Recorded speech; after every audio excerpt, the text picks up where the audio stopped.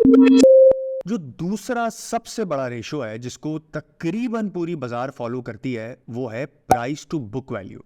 ठीक है, कुछ टाइम पहले मुझे अच्छी तरह से याद है, आज से 10 साल पहले, 12 साल पहले, बुक वैल्यू के बगैर कोई कंपनी में इन्वेस्ट ही नहीं करता था। मतलब there was a time when I used to go to a client, मैं कहता था कि सर इसकी अर्निंग ये है, इसकी प्राइस ये है, बुक वैल्यू क्या है। खास तौर पे जो ओल्ड इन्वेस्टर होते हैं ना, जो पुराने ज़माने के इन्वेस्टर्स होते हैं, अक्सर ये वैल्यूएशन रेशो जो पुराने लोग हैं ना बाजार के अंदर, उसको फॉलो करते हैं। मैं इसकी एक और चीज़ आपको ट्रिक एंड में बताऊंगा जो प्रॉब्लमैटिक होती है, और ये इसीलिए कुछ स्टॉक्स ये लोग खरीद ही नहीं सकते हैं कभी भी।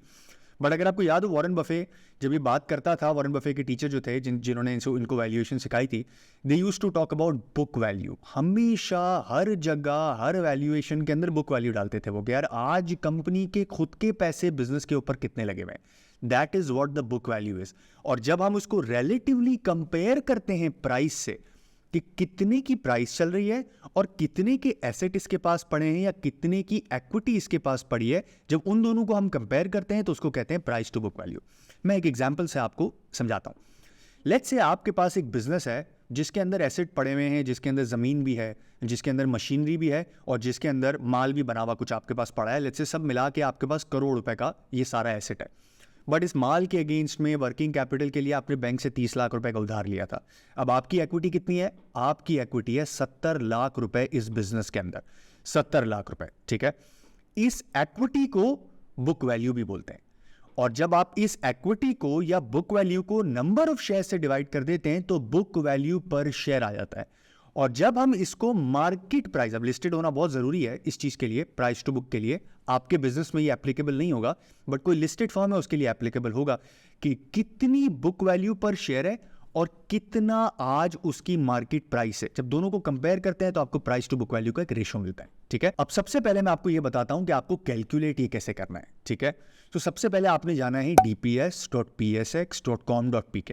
ठीक है, उसके बाद लेट्स से निशात मिल्स, ये मैंने निशात मिल्स लिखा, मैंने डाउनलोड की, और ये फाइनेंशियल इस तरह से दिखेगी आपको। आपको नीचे आना है और ये जो इक्विटी वैल्यू आपको नजर आ रही है, आपको इसको सेलेक्ट कर लेना है। ये इक्विटी वैल्यू है या ये बुक वैल्यू है। इसको डिवाइड जब आप कर देंगे नंबर ऑफ शेयर से तो आपकी बुक वैल्यू पर शेयर आ जाएगा। ये मैंने आपको बता दिया, ये हर किसी बैंक पे, हर किसी फर्टिलाइजर पे, हर कंपनी पे अप्लाई हो सकता है, चाहे लिस्टेड हो या नहीं लिस्टेड हो। प्राइस टू बुक वैल्यू नहीं बनेगा अगर लिस्टेड नहीं है तो, बट लिस्टेड है तो प्राइस टू बुक वैल्यू भी बन जाएगा। बट बुक वैल्यू किसी भी, हर अकाउंटिंग के अंदर जरूरी है, कोई भी कंपनी बुक वैल्यू के बगैर चल ही नहीं सकती। अब before I explain you the tips and the tricks and everything, so अब आपको समझ में आ गया। अब इसको यूज कैसे करना है ये मैं थोड़ी देर के बाद आपको बताता हूं। But price to book value once again is a relative comparison of its book value या of its residual equity divided by या price divided by that value। ठीक है, that is price to book value। ये हम कब calculate करते हैं? ये हम तब कैलकुलेट करते हैं जब हमें देखना होता है कि अगर आज प्लांट बिक गया, बेचना पड़ गया, तो इसके पास इक्विटी कितनी है। कहीं इतनी कम तो नहीं है कि सबका सब डेट उतर जाएगा और इक्विटी होल्डर्स को कुछ मिलेगा ही नहीं। मैं समझाता हूं ये किस तरह इस्तेमाल करना है वगैरह वगैरह, बट ये इसेंशियल कॉन्सेप्ट है। बट इसकी लिमिटेशंस भी हैं। अब मैं आपको लिमिटेशन समझाता हूं। जब भी आपको डेफिनेशन जाके पढ़ेंगे ना प्राइस टू बुक वैल्यू की, वो कहेगा मार्केट वैल्यू ऑफ इक्विटी। यानी कि जो भी हमने आपके बिजनेस में क्या किया, मैंने आपको कहा आपके पास जमीन है, आपके पास वर्किंग कैपिटल के लिए जो आपने पैसे लिए हैं वो पड़े हुए हैं आपके पास, और आपके पास कुछ इन्वेंट्री पड़ी हुई है। ठीक है, अब मुझे एक बात बताएं, ज़मीन अगर आपने 25 साल पहले ख़रीदी थी, या आपके पास एक ऐसी पुश्तैनी ज़मीन पड़ी है जिस पे आपने काम शुरू कर दिया है, आप उसको रिकॉर्ड कितने रुपए पे करेंगे अपनी किताब के अंदर? 50,000 रुपए पे। आप निशात मिल्स की एग्जांपल ले लेते हैं ना। Nishat mills one of the biggest book value versus the stock price का रेशियो का डिफरेंशियल है, बट उसकी बात करते हैं। निशात मिल्स ने जब ऑपरेशन शुरू किया होगा 1955 में, 1950 के अंदर, तो लाख रुपए की ज़मीन खरीदी होगी। आज भी वो ज़मीन लाख रुपए पे ही रिकॉर्डेड होगी। अक्सर कंपनीज अपने एसेट उसी वैल्यू पे रिकॉर्ड करते हैं जिस वैल्यू पे उन्होंने खरीदा है। तो मार्केट वैल्यू तो कहीं से भी नहीं हुआ ना। Market value has to be there. So limitation क्या है? अगर एक कंपनी बहुत पुरानी है, फर्टिलाइजर प्लांट है, अभी सीमेंट प्लांट की मैंने आपको एग्जांपल दी थी लास्ट वीडियो के अंदर कि 30 अरब रुपए का आपको सीमेंट प्लांट, 35 अरब रुपए का सीमेंट प्लांट आज मिलता है। ठीक है, इससे बढ़ ही गया होगा रुपी डेप्रिसिएशन के बाद। बट जिन लोगों ने 2017 में प्लांट लगाए, उन्होंने कितने में लगाए थे? 15 अरब में, 16 अरब में, 20 अरब में, और उनको 2017 से अभी तक कितना टाइम बनता है, 5-6 साल बनते हैं, 6 साल डिप्रिशिएट भी किया होगा। अगर 10 साल की प्लांट की लाइफ है और 20 अरब रुपए की वैल्यू है तो हर साल से 2 अरब रुपए डिप्रिशिएट भी कर रहे होंगे, यानी कि 5 साल के अंदर 10 अरब रुपए तो डिप्रिशिएट हो गए होंगे। तो आज उनकी रिमेनिंग वैल्यू क्या होगी, 10 अरब रुपए। बुक वैल्यू में कितनी आ रही होगी, 10 अरब रुपए, बट ये प्लांट बेचने जाएंगे तो कितने का बिकेगा, 30 अरब रुपए का। सो जब हिस्टोरिकल कॉस्ट पे चीजें होती हैं तो ये उसकी लिमिटेशन बन जाती है, यानी कि आपको नजर आएगा ये कंपनी में तो वैल्यू ही कुछ नहीं है, लेकिन उसकी एसेट, क्योंकि एसेट मैं देख रहा हूँ लायबिलिटी से माइनस करता हूँ कुछ बचता नहीं है, बट एक्चुअल एसेट छुपा हुआ कहीं होता है। तो एक लिमिटेशन तो ये है। दूसरी लिमिटेशन इसके अंदर बहुत बड़ी ये है वो कि सर्विस इंडस्ट्रीज जो होती है ना उसके अंदर प्राइस टू बुक अप्लाई ही नहीं होता है। एग्जाम्पल देके समझाता हूँ। अब मैं अपने इन्वेस्ट कार के बिजनेस की बात करता हूँ। अगर ये बिजनेस होता तो किस तरह चल रहा होता। मेरे पास 2 लाख रुपए का लैपटॉप है, मेरे पास 2 लाख रुपए का कैमरा है, ठीक है। अब मेरे पास 4 लाख रुपए के एसेट्स हैं, मेरे पास कोई लायबिलिटी नहीं है, ठीक है, और मेरे पास कोई ज़मीन भी नहीं है, मुझे ऑफिस की भी कोई ज़रूरत नहीं, सब कुछ लैपटॉप पे हो जाता है। मुझे पता है कि आज मैं चाहूँ तो $2000 पर मंथ का क्लाइंट पकड़ सकता हूँ for writing, for video editing, what ever that is, ठीक है। If that assumption is true तो मेरा साल का रेवेन्यू आपको पता है कितना होगा, 70 लाख रुपए। मेरा एसेट कितना है, 4 लाख रुपए।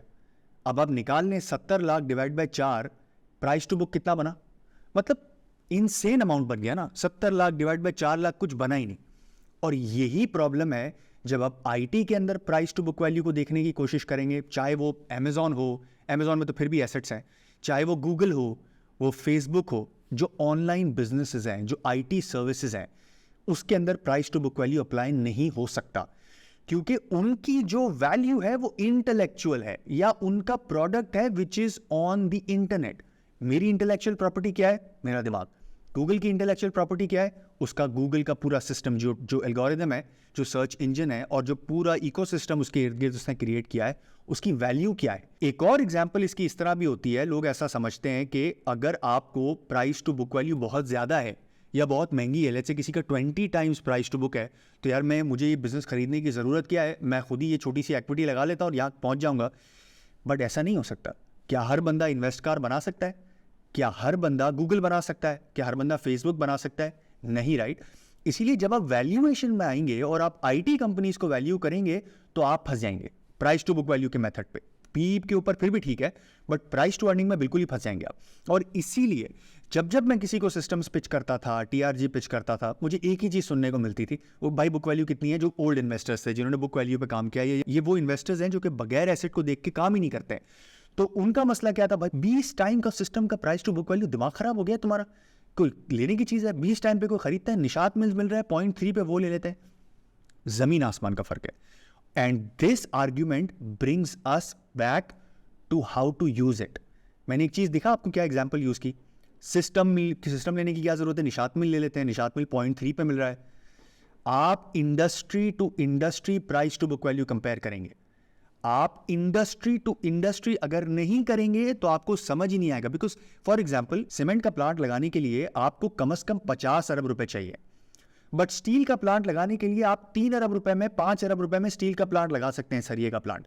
तो इसका क्या मतलब है, एक की book value, price to book value ज्यादा होगी, एक की प्राइस टू बुक वैल्यू कम होगी। तो आप ये नहीं कह सकते कि आप सिस्टम को कंपेयर कर दें स्टील से, या सिस्टम को कंपेयर करना शुरू कर दें आप सीमेंट से, या आप सीमेंट को कंपेयर कर लें बैंक से।